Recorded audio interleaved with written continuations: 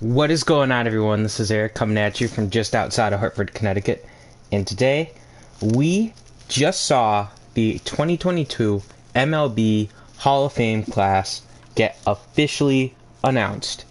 Now, this year, 2022, was always circled as one of the more intriguing times that we'd ever have for an MLB Hall of Fame class because many controversial players essentially had announced their retirement around the same time. So this year, 2022, was going to be the last year of possible eligibility for players such as Clemens, Barry Bonds, Curt Schilling, and Sammy Sosa. We also had a couple intriguing newcomers, first-year balloters such as David Ortiz and Alex Rodriguez. Even Jimmy Rollins is an intriguing new first-year player. So how did this work out? Did anybody make the Hall of Fame? So what I'm going to do is I'm just going to go and I'm going to read the list. I'm going to name anyone who got above 50% of the vote, and of course we're going to go in order. And then I'm going to point out about particular players who I think have a chance in the future to make the Hall of Fame that got under 50%. And of course, if you were on the ballot for 10 years and you didn't make it, I will mention that. But only one guy is in that criteria. And of course, we're assuming Yankees at Red Sox because Yankees and Red Sox, come on. So, the 2022 MLB Hall of Fame class consists of one player. And that player is David Ortiz. Alright, full disclosure, I'm not the biggest fan of Ortiz, but, looking at him, looking at his numbers, he belongs in the Hall of Fame. I mean, that's not necessarily my favorite player, but if you guys have listened to me talk baseball before, you know that I prefer the guy who hits in the high 200s, low 300s, steals bases, plays elite defense, to the 50 home run slugger that strikes out 200 times a season. So it's not necessarily I don't like Ortiz, it's just I don't like the type of player that he is. So I mean, the stats don't lie though. So I always knew Ortiz was going to get in, and that whole thing with his connections to steroids, I mean, it wasn't necessarily the biggest connection. It was something that the league had literally said, we don't consider this anything serious. So you knew it was always going to be a potential argument, but nothing crazy. Make the Hall of Fame. 100%. 100%. I'm not the biggest fan of him, like I said, but he did deserve to be in the Hall of Fame. The man had 2,472 hits in his career. I kind of undersold him when I said that. He did strike out a lot, but he did have a high average. You can't discredit him for that. He had 541 homers, so he was going to make the Hall of Fame. 100%. He also didn't strike out at such a high clip. So Ortiz, while he wasn't necessarily the type of player I like, he's still a very good player that you knew he was making the Hall of Fame. I mean, he led the league in intentional walks 3 of his last 4 years in the league. What does that tell you right there? Teams were still afraid of throwing to him when he was in his, 30s, late 30s, early 40s, because he played 1 year when he was 40 years old. So it's just one of those things where it's like, okay, Ortiz was going to make it. He led the league in, like I said, intentional walks 3 times in his career. He led it in walks twice, in RBIs twice, and he led the league in home runs only 1 time, but still. My apologies, he led the league in RBIs 3 times. I forgot he did this last year as well. So, yeah. I will get to your comment there very shortly because, trust me, you're going to like this one. So, I agree with you on that. So, the next player that we have, so, like I said, Ortiz was the only one to make it in the class of 2022. So then we get to the steroids too. Barry Bonds and Clemens. Now I'm going to group these two guys together because they were both on the 10th year of their eligibility, so they were both essentially, this was their last year. They had to get 75+% to make it to the Hall of Fame. Excluding the whole, later this year in December, they'll have a vote, and the modern era guys who didn't make the Hall of Fame can be in, but we'll have to see. So, Barry Bonds and Clemens are arguably 2 of the best players in MLB history. Barry Bonds is the best, at least, home run hitter in MLB history. He has the most home runs in MLB history, obviously, so he broke the record, and a lot of people want asterisks by that record because he did take steroids. It's kind of a known fact at this point. Clemens, on the flip side, is one of the best pitchers in MLB history. Obviously, he won 7 Cy Youngs, I want to say, in his career. So the fact that you look at the numbers, it's like, why is the all-time home run leader and a guy who won 7 Cy Youngs, why aren't they first ballot Hall of Famers? Steroids. Simple as that. And like in the comments, you're saying it's all about character. It is. And, you know, we'll get to character in with the next player that we're going to look, well, 2 players that we're going to look at. We have one guy who jumped to Curt Schilling, so, you know, Barry Bonds and Roger Clemens, I mean, they both kind of kept their noses clean once they retired, particularly Bonds. You know, you never hear anything with Bonds. The biggest controversy with Barry Bonds is kind of after he retired, he became a coach for, I think it was the Marlins, and he just didn't care about his job, and it was pretty apparent. That's the biggest controversy he's had, excluding steroids.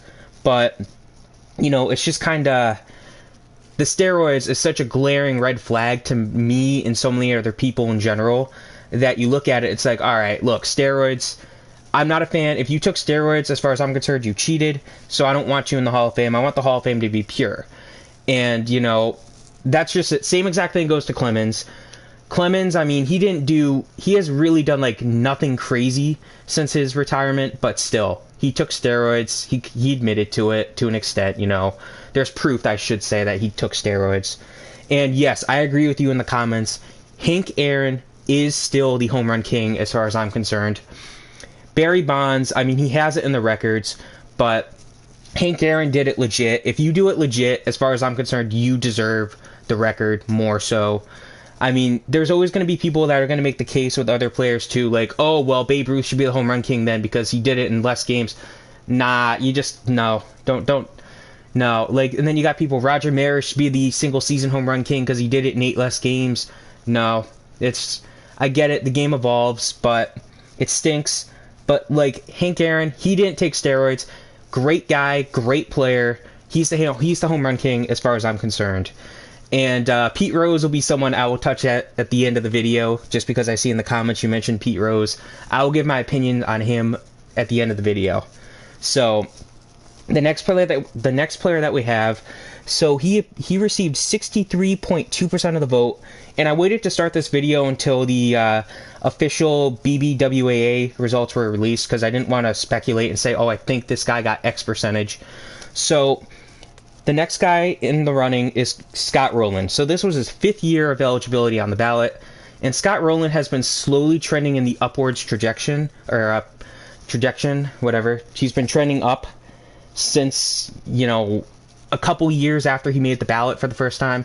And he's kind of like a analytics darling. He actually has a better WAR on Baseball Reference and other sites as well. Just because he was so good on defense, he has a better WAR than David Ortiz. So, I mean, Scott Rolen as a player, he actually has a lower batting average than Ortiz. I didn't know that until today, because Rolen's career average was 281. But he did have 316 homers. He did have 118 stolen bases, which is good. He's a member of the 2000 hit club. He had 2077. So, he belongs in the Hall of Fame. He does have that World Series ring, of course, with the Cardinals. That was a crucial win for him. Getting that ring really just kind of helps push him above. He didn't win an MVP award or anything, but he does have a couple Gold Gloves, Silver Sluggers. He does have that Rookie of the Year. He does have that World Series ring. So, all that stuff really helps Scott Rolen out a lot. I think he'll make the Hall of Fame. I'm going to say with these 3, the 2 steroid users and then Curt Schilling off the ballot now, I think Scott Rolen will be in the class of 2023. Hands down. He's a very good player. He was a very good player. Injuries did kind of derail his career a little early, but Scott Rolen should be in the Hall of Fame come 2023. If he doesn't make it, he'll make it in 2024. He just went up, I think, like 10, 11 percentage points this year from last year. So he's definitely on the right path to making it to the Hall of Fame. Now, the next guy in the voting was Curt Schilling. Schilling dropped dramatically. He was at just over 70% last year. This year, he only managed to get 58.6% of the votes, and he is now officially off the ballot. Curt Schilling, very talented player, particularly in the playoffs. He made his name known during postseason baseball. The problem with Schilling, though, he's not tied to steroids or anything, but like in the comments, you said, the Hall does count about character. It's about character. It is. And Curt Schilling, like I said, he should have been a first ballot Hall of Famer based off of playing alone. But once he retired, even when he was still playing, he's been very vocal about his political views. Now, that's, fine. If you want to talk about politics, go for it. It's acceptable to talk about politics, freedom of speech and all that good stuff. But Curt Schilling is extremely far on one side of the political spectrum. And he also has tweeted some interesting stuff. I mean, he's taken part in a lot of things that he shouldn't have. He has tweeted a picture of making fun of journalists. I'm not going to get into too much detail about it. You can look into it if you're curious, if you don't know what I'm talking about. But he has poked fun at journalists all the time. He wants to silence journalists, essentially. And the people who vote for the Hall of Fame are mostly journalists, so that's obviously going to hurt you. And like said in the comments, the Hall is about character, and they don't want someone with bad character in the Hall of Fame. Curt Schilling, after last year being, as far as he's concerned, snubbed from the Hall of Fame, he kind of said, tell you what, I don't want to be on the ballot next year. Take me off the ballot. I'll let the veteran committee guys put me in. They're my peers.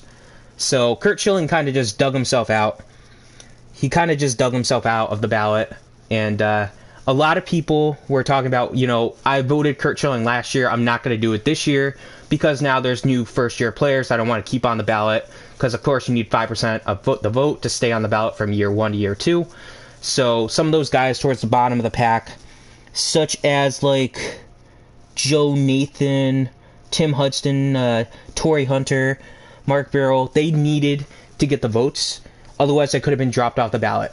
So if Curt Schilling says, I don't want to be on the ballot, why would you vote for him to be in the Hall of Fame when, your vote could keep Joe Nathan on the ballot? Or kick him off the ballot. So, and I agree with you in the comments. I mean, both sides, there's a lot of really... But I'm not going to agree with what Schilling said and tweeted. It's just, he went a little bit too far with what he said. He kind of insinuated that he thinks some journalists should end up, 6 feet under. That's not acceptable as far as I'm concerned. You shouldn't be saying that about anyone. But, yeah. So next, we had Todd Helton, who on his 4th year of eligibility got 52% of the ballot. So he was on 52% of the ballots. Helton's the type of guy who, he did obviously have a good career, but I'm kind of surprised he's hanging around this high. He had a longer career, of course, but he did have, especially for a first baseman, he didn't have massive power numbers. He had good power, don't get me wrong. He had 369 homers, but he did have a higher average at 316. It's just kind of surprising that he's not in already, but at the same time, when I watched Helton play when I was younger, he never struck me as a Hall of Famer type player. He just struck me as a very good player that I liked. And in the future, I mean, I could see him getting in his 10th year of eligibility, but I mean, he also doesn't have any character concerns that come out about him. And one of the big flaws to him, obviously, is the fact that he spent his entire career in Colorado. So some of the voters, this to me, I don't agree with this, but some voters probably look at him and go, he spent his entire career in Colorado, therefore, Coors effect, therefore, he should have had even more homers than he had. He should have had an even better average than he had. I don't necessarily agree with that, but we all know some voters have that mindset of, you played in Colorado, so you need to prove more. You played in the steroids era, so you need to have done better than X. You were a pitcher in the dead ball era, you should do so much better. But that's where we're at with Todd Helton. I do think he'll eventually make the Hall of Fame. Same thing with Scott Rolen. I think Rolen will be 2023. I think Helton will probably be, like I said, his 10th year of eligibility, if I had to guess. So the last player we're going to look at 3 more players here. So the next player the only other player who got above 50% of the ballot was Billy Wagner, the reliever. He got 51%. Wagner, 7th year of eligibility, only at 51% of the vote. I don't think Billy Wagner is going to make it. He was one of the better relievers for a while in baseball. But the thing is, every single relief pitcher that's in the Hall of Fame kind of gets a lot of slack just because people look at him and like, why is Raleigh Fingers in the Hall of Fame over, better pitchers, better starting pitchers? Who cares about saves unless your name is Mariano Rivera? I don't care about saves. If you're a good pitcher, you should be out there every single 5th game dominating your opponent. But Of course, Mariano Rivera, different story, already in the Hall of Fame. But yeah, as good as Billy Wagner was, I don't think he's a Hall of Famer. So real quick crash course here of the next couple guys. Gary Sheffield, some very loose connection to steroids alleged. I don't know if he'll make it. He got just above 40% of the vote. Andruw Jones, I missed him. He got just above 41% of the vote. Very good defensive player, Andruw Jones was. But, you know, you look at Jones, and he's kind of like, had he retired after his 10 years, he probably would be at like 65% of the vote right now. He was so good, but he stayed in the league and he struggled, and it actually hurts his overall stats that he stayed in the league. I personally don't agree with that. I think he should be in the Hall of Fame eventually. We'll have to see. The only two other players I'm going to look at, and then we'll talk about the guys who barely made it and barely missed it. Jeff Kent. I think Kent should eventually make the Hall of Fame. He's kind of like another analytical type of darling player. A lot of people like Jeff Kent. But we'll have to see with Kent if he does make the Hall of Fame or not.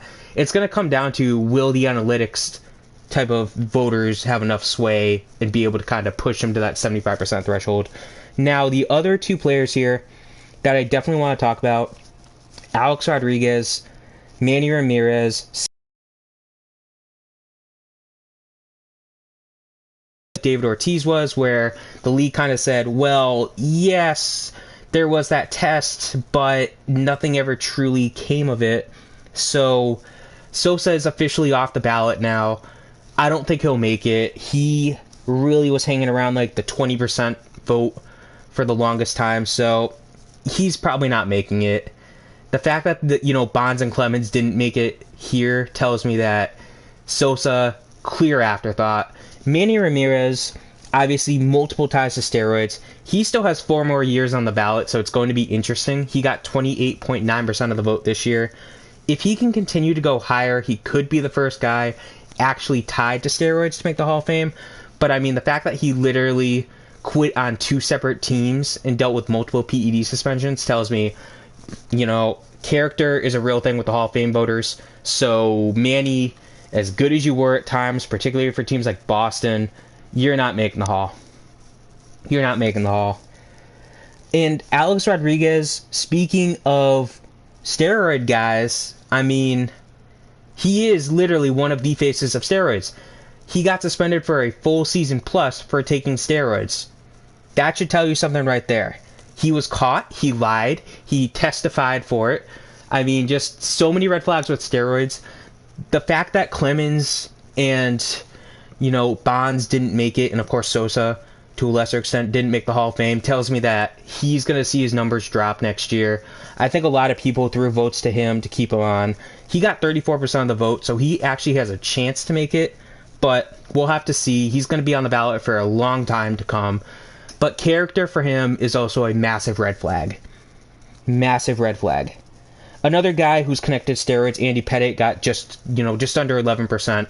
We'll have to see. He actually did admit to taking steroids, so we'll give him a little bit of a less hatred for that, because he did say, yes, I took steroids, but Pettitte's not making the Hall of Fame.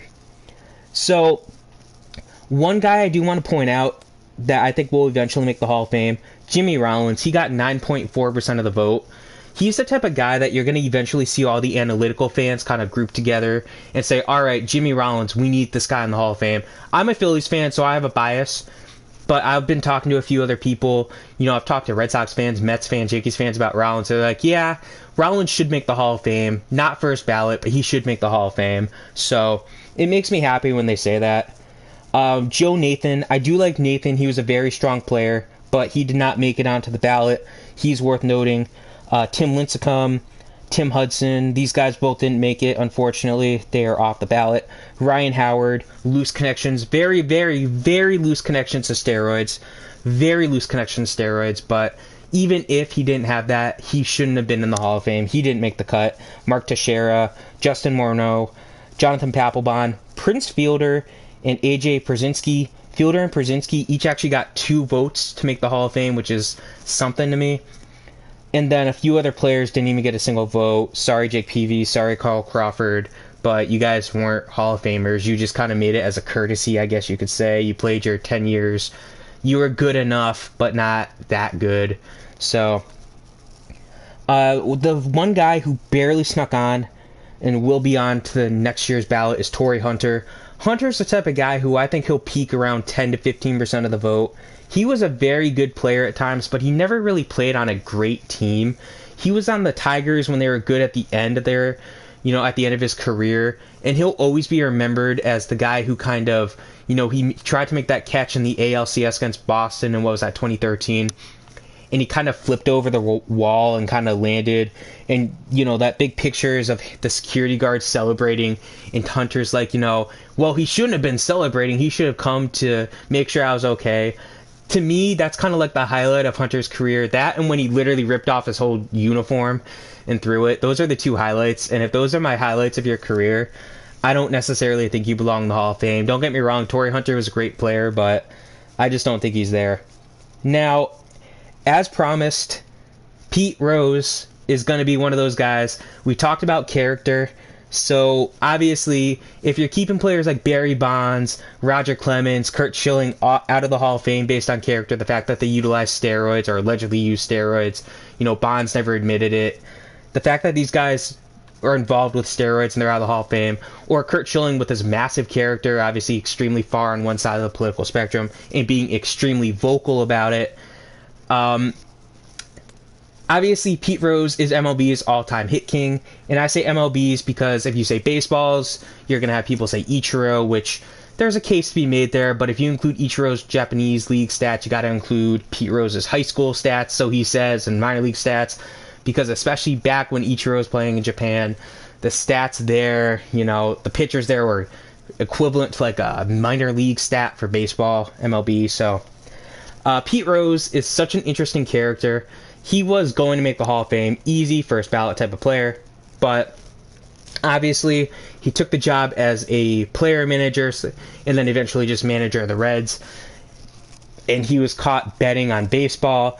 Now, it's always going to be contested up in the air that if he bet on only the Reds and only the Reds to win. There's always reports going around, and there's a report going around that he did bet only on the Reds to win. There's another report with, I forget if it was like his buddy who would run the bets in for him, stated that, yeah, Pete did only bet on the Reds to win. But then there were receipts in the guy's office or apartment, whatever, that they found, and there were of someone betting against the Reds. Now, it remains to be seen if those are real or not, and it remains to be seen if those are Pete Rose's or not. It could have been the other guys. It could have been literally the other guy was just like a bookie. He had a bunch of people he was taking bets for. We don't know, but regardless, Pete Rose suspended for baseball, banned from baseball for life. It doesn't help that he had other allegations come out against him, and I believe that was 2016, 2018. That doesn't help him. And character, like we said, is big for him. I know one person who met Pete Rose, and she was with a friend, and they went up to Pete Rose because he was just kind of there. And, they were like, oh, Pete, excuse me, are you Pete Rose? Nice to meet you. And he just kind of snubbed him and was kind of like, okay. And just kind of walked away. It was at like a book signing type of thing. So it's kind of, to me, that does kind of scream, you got attitude issues.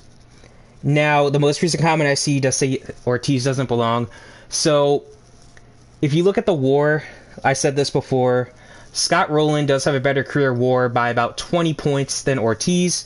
So, yes, Scott Rolen should be in the Hall of Fame, but Ortiz's impact in the city of Boston alone makes him in the Hall of Fame. It pushed him into the Hall of Fame. Boston is, of course, a huge market for baseball. They know this. And they know that if they kept Ortiz out of his connections to steroids, especially, someone like Ortiz, who was a huge, battle rallying cry back in 2013 after the whole Boston Marathon incident. And, of course, he took the mic and said, this is our effing city. It's one of those things where, as good as he is, I mean, yeah. Now, steroids and Ortiz is one of the most interesting things. I mean, after the Twins cut him, you do see his stats mysteriously jump up big time. And you gotta wonder, is it because he went to Boston and he knew it was his last chance? You know, his buddy Pedro got him a job in Boston, got him to take a chance. There's a chance Ortiz knew, if I don't do it, I'm done. If I struggle, I'm done. I'm going to be gone. You know, my career's over. You know, Minnesota gave me a chance and I sucked. If I suck he was okay. I shouldn't say he sucked. He was okay. He was okay in Minnesota. But he could have looked at it and said, if I struggle in Boston, my career is over. I need to do something.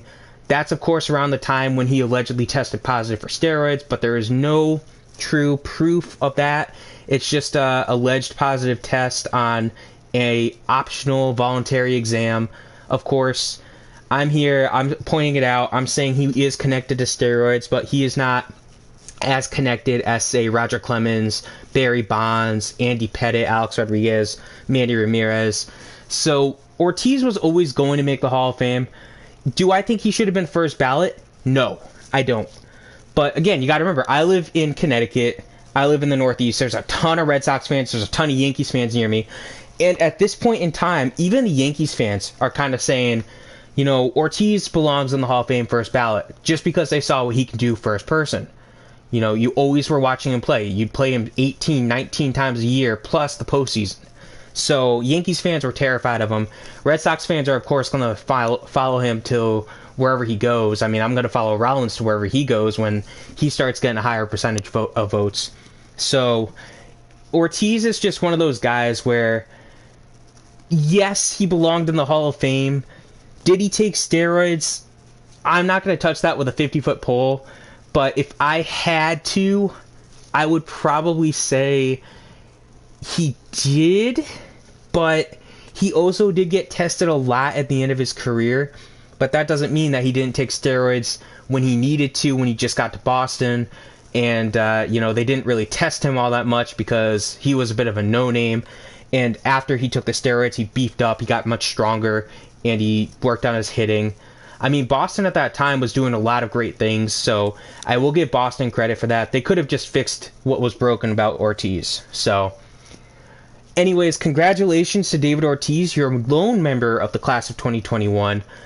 We have some interesting discussions coming up for the next year plus until December, where we're going to have, of course, Schilling, Bonds, Clemens, Sosa to a lesser extent, potentially being able to make the 2023 class, although this time, of course, they'll be making it as a modern era finalist. So it'll be interesting to see what happens. They won't need the whole 75% of the vote, but they'll need to have, I think it's like 9 of the 12 voters or something like that, 8 of the 12, something like that. I don't remember the exact number.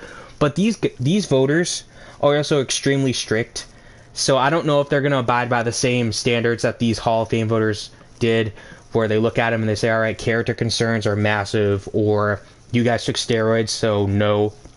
It's going to be interesting. You know, the incoming class of potential Hall of Famers, you know, the freshmen, I guess you could say, for the class of 2023, no one really stood out to me except maybe Carlos Beltran, but he's nowhere near a first ballot Hall of Famer. For Beltran, you're probably looking at, like, especially after the 2017 Astros scandal, probably looking at like 10 to 15% of the vote. So I think 2023 is going to be the year of Scott Rolen to really just make his mark. Todd Helton should get a big boost as well. Andruw Jones ideally gets a boost, but I'm not 100% sure on how it's going to go. So I'm just looking forward to it. I'm just happy that we're not going to have to be every single January. We're not going to be talking about, why isn't Barry Bond? Where's Roger Clemens? Where's Curt Schilling on your ballot? Those guys are off the ballot now. It's just, to me, it's a huge relief that we don't have to deal with those guys every single year now. Of course, we'll let the quiet committee that sits behind closed doors and discusses take care of those guys. They can deal with the hotly debated topics. I kind of gave my opinion on those guys. If I had a vote, I personally would have not voted for Barry Bonds. I would have not voted for Roger Clemens. I would not have voted for Sammy Sosa and David Ortiz are both very loosely tied to steroids. I would have probably voted for Ortiz, but not Sosa. but it would have been a very hesitant vote for Ortiz. He would have been like one of my last votes. I would have voted for Scott Rolen. I would have voted for Jimmy Rollins. I probably would have voted for Jeff Kent and Andruw Jones, Todd Helton. And then my last vote, I would have voted for Curt Schilling, but I would have just kind of been like, all right, Curt Schilling, man, listen, I don't need to hear you talking. I'm just voting for you as a player. But anyways, this was the class of 2022, and just looking at the ballot in general, it's going to be nice to no longer have the steroid / Schilling discussion every year. But hope you guys enjoyed this video. Congratulations again to David Ortiz. You know, great career, great player. Happy to see him in the Hall of Fame. So that's all I got to say for this video. Happy that these steroid users are no longer going to be discussed every single year. Now we just have the A-Rod and Manny Ramirez discussion for the next 4 years for Manny and 9 years for Ortiz or for Rodriguez. Anyways, hope you guys enjoyed this. Have a good rest of your day and stay safe out there.